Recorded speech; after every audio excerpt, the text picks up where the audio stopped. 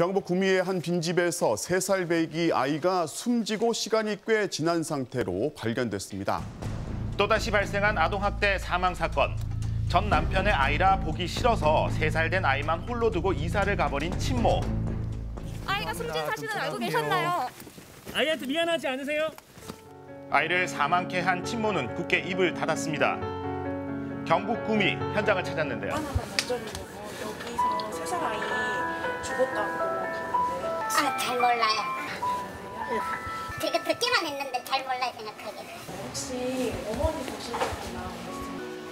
사건이 나고 나서 하루 옆에도 그런 일이 있었다는 걸좀 몰랐거든요. 그래서 좀 안타깝죠. 친모가 3살 된 아이만 홀로 방치했던 빌라. 계약 만료로 집을 비워달라는 집주인의 말에 방문했던 외조부가 최초 아이를 발견했습니다. 같은 건물에 거주하는 주인 이야기를 들어봤는데요.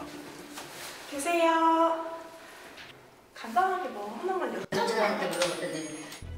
놀라운 것은 바로 아래층에는 외조부가 살고 있다는 겁니다. 홀로 아이가 남겨진 사실 전혀 몰랐을까요? 여기 있는 사람들 아무도 못 들었는데 왜 자꾸 여와가 해요, 그럼. 아니, 할아버지가 그 울면서 듣고 가만히 있겠어요, 그러면은요. 야? 근데 따님분이 아버님한테 아이, 당신 같으면요, 당신 같으면요. 울면서 듣고 가만히 있겠어요, 안 있겠어요? 입장에서도 생각 좀 해주세요. 외조부는 상황을 몰랐다 이야기합니다. 있었으면은, 당신 딸내미가 울고 있는데 그걸 가만히 있겠어요.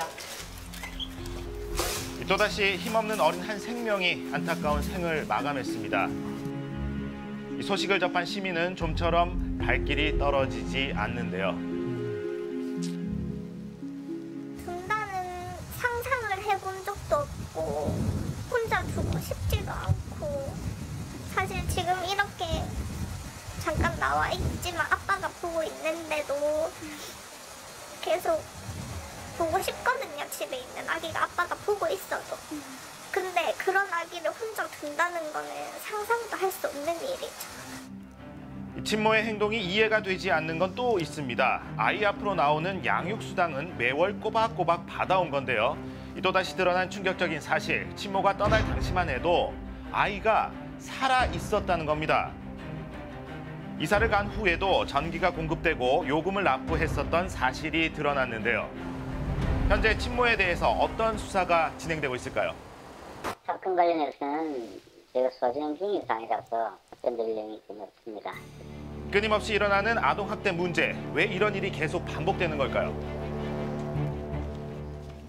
우리나라 아동학대 체계는 신고가 들어와야 그 신고에 따라서 대응하는 그런 체계입니다. 이렇게 되다 보니까 사실 신고가 되지 않은 경우에 아동학대 의심 사례에 대한 예방이라든지 선제적인 조치 이런 것들이 상당히 어려운 이런 체계이기 때문에 그렇기 때문에 더욱더 아동학대 예방 체계의 강화가 필요한 실정입니다. 아이에게는 엄마가 세상의 전부였을 겁니다. 한 생명을 저버린 친모에게 강력한 처벌이 필요해 보입니다.